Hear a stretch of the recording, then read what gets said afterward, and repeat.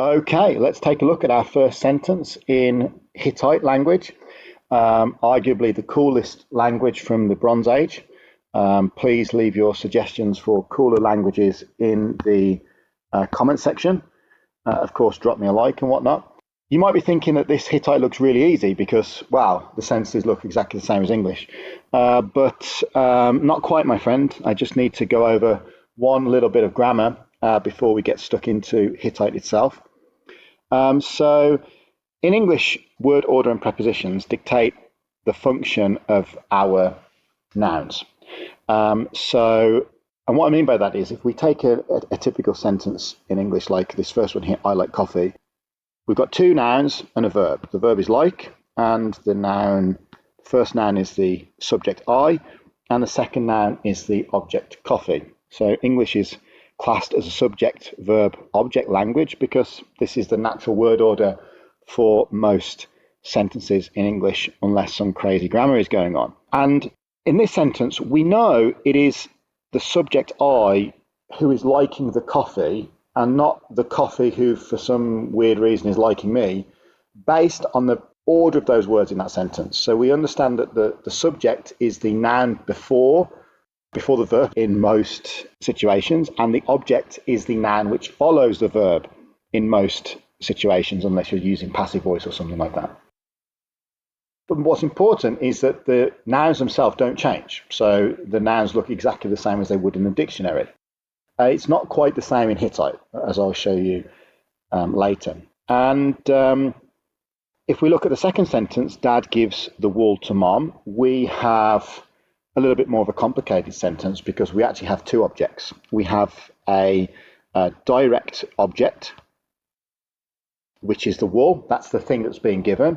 And we have an indirect object, who is the mom, the person who the wool is being given to. And of course, we've got our verb, give, and our subject, dad. Again, we know that the subject is dad because it precedes the verb, it is before the verb.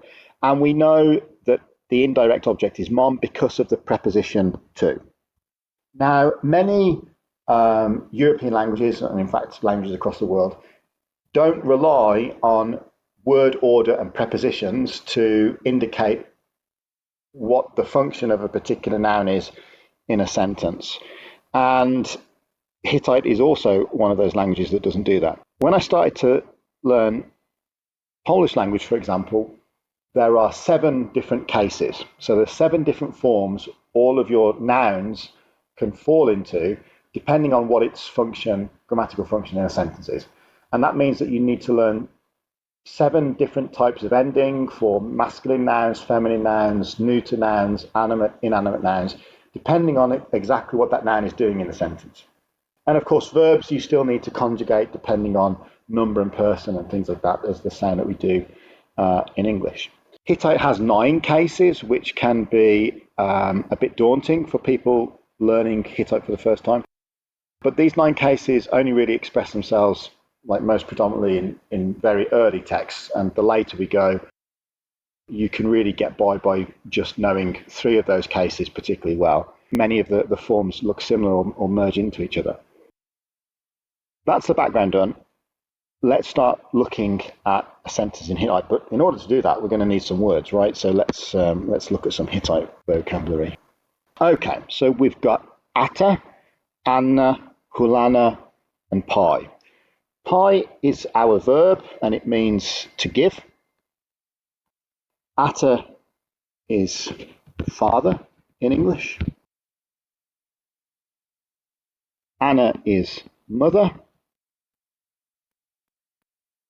And hulana is wool. And that's all very well and good, I hear you say, but these are just random words on a page. But if you were paying attention previously, you noticed that we had a sentence in English using these words, and we're going to construct that sentence in Hittite, but you're going to see that things change slightly. Let's have a look. I've just added a few symbols there. It's because that's how these letters are actually represented. The little sign above the S indicates that it's a sh sound instead of a regular sound, and the little symbol underneath the h indicates that it's a laryngeal. Right, so what's going on here? Well, the first thing you'll notice if you noted down the words from the previous page I showed you is that the word order is different. So it's not subject, verb, and object now because we have our verb in the final position. And then we have atash, which is our subject, hulanan, which is our direct object, and ani, which is our indirect object.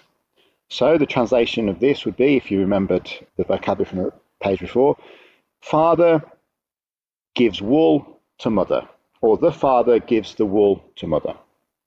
Something like this. Hittite doesn't have articles, the or a, so that's why the translation could be with them or without them. And so what's going on here? So you can see that the word order is different. And that's because in Hittite, it's not the word order that matters, but the case that the noun is presented in. The case allows you to understand what the function of each noun is. So we know that atash, father, is the subject because it falls into the nominative case, because it takes the appropriate nominative case ending, which is a sh sound, added to the root form ata. So we know that when we translate this sentence into English, it's going to be that subject, that first noun before the verb. The verb we have, pai, which means give. So father gives. Here it's not now hulana, it's hulanan, because we put the accusative ending n to indicate that this is the direct object. This ending indicates that this is the thing that's being given. If you wanted to put hulana as the subject of the sentence, you would have to add the sh ending the same as with atash. And of course, if you wanted to put atash in the accusative ending, you'd need to add the n. Anna becomes ani because this is now in the dative case. So it's the thing, it's the person who is receiving the thing that's being given. And that's indicated by the change from the a to the I sound, ani. Atash, hulanan, ani, pai. The father gives the wool to mother. Easy, right? So we've taken a look at our first sentence, we've managed to translate it, and we've learned that Hittite doesn't rely on word order, that Hittite, to express the meaning of the function of nouns in sentences, Hittite uses a case system. All of these nouns are A, stem nouns, which we'll talk about later, and we've now seen 3 of the appropriate endings. Sh for the nominative, n for the accusative, and e for the dative. Atash, hulanan, ani, pai. The father gives the wool to mom.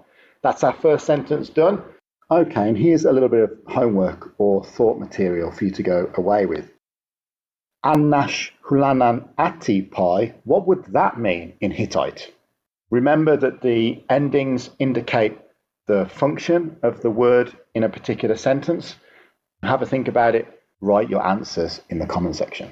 I hope this was useful for you. Tune in very soon. I will take a deeper dive into nouns and we'll look at some of the other interesting things Hittite has to offer us as learners.